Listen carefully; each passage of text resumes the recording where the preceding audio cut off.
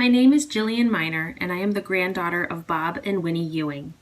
Sonali wrote the following in honor of her mother, but could not read it without tears. I will be reading it in her place.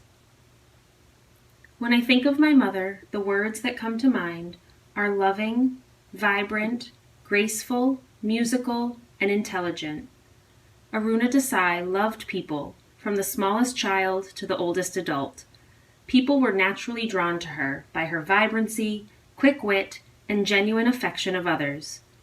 My earliest memories are of her being surrounded by people of different ethnicities. She accepted all and taught us to do the same. That is why in 1963, when she had the opportunity to experience American life, she grabbed it. She was part of a group of young Indian men and women who were to stay with a host family and learn about a different culture in a country far away.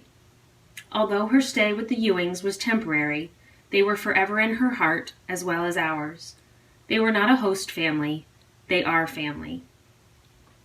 Mom was very musical, learning various musical instruments and singing. Her musical studies began when she was only 2 years of age. Later on, she went on to sing on all Indian radio. When she got married and moved to Toronto, it is the many musical evenings we had at our home that went long into the night that I remember fondly. It was great fun having our many friends around while listening to Mom and others sing. She would cook, single-handedly making tasty food, and delighted in not only sharing her love of music, but also in feeding people. Giving is what she did all her life, and that is why her first job as a social worker in Canada was with the Canadian National Institute of the Blind.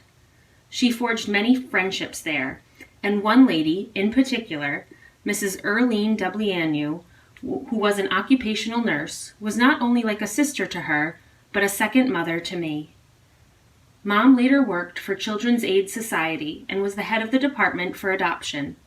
She worked tirelessly, making sure that children were placed in loving homes. Her giving did not end there, as she also did volunteer work.